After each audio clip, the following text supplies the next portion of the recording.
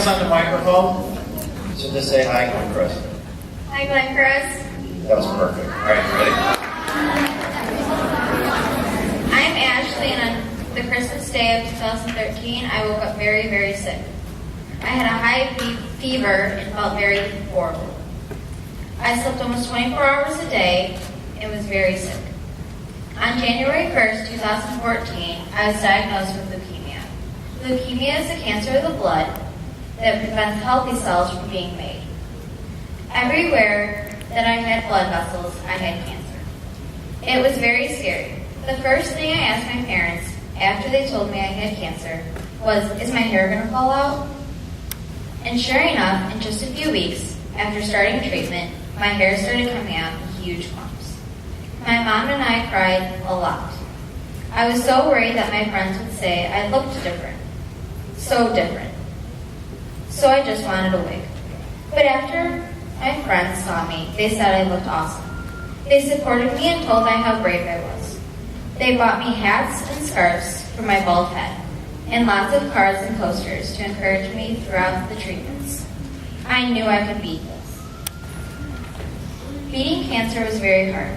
I was poked with needles hundreds of times, and special lines put into my veins, in my arms, and my chest to reduce the amount of times I had to be poked.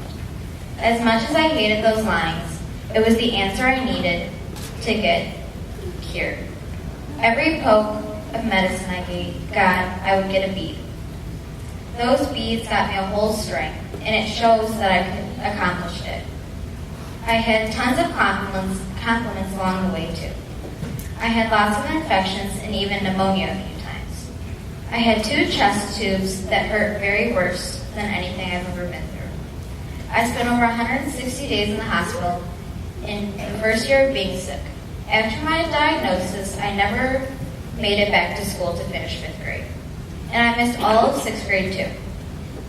You may say you don't like school, but I missed 20 months and was so anxious to get back to see all my friends.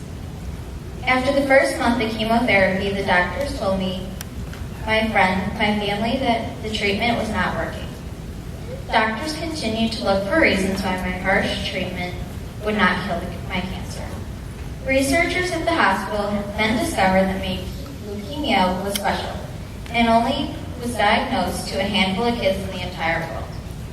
Doctors changed up my treatment and switched my chemotherapy medicine. Again, the medicine didn't work. Then I started another chemotherapy medicine that was usually only taken by adults.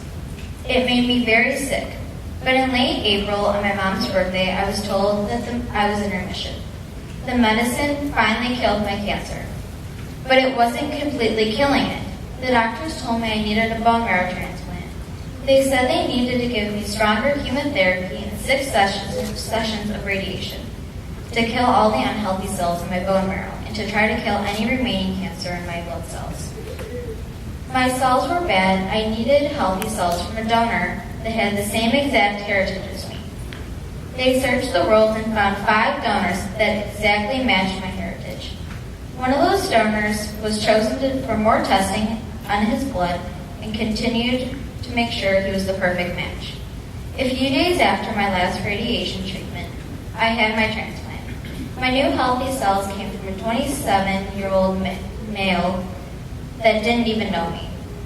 He just wanted to help a sick kid. This man then went through surgery to take out his cells from his marrow and put it into mine to try to save my life.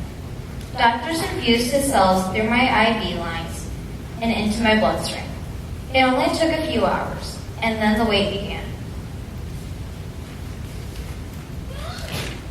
After about a month, blood test shows that my body was accepting the new cells and started to work and heal my body. I was in the hospital almost 3 months after my transplant. I was then in isolation and not allowed to leave my house for another 6 months. But it was worth it. Here I am today, healthy and strong, and I will be meeting my amazing donor, Tom, next month when he comes into Chicago for an interview at hospitals for his medical residency. He was a medical student and once wanted to be a surgeon. But now, after donating his cells to me, he wanted to become a pediatric oncologist that helps kids fighting cancer.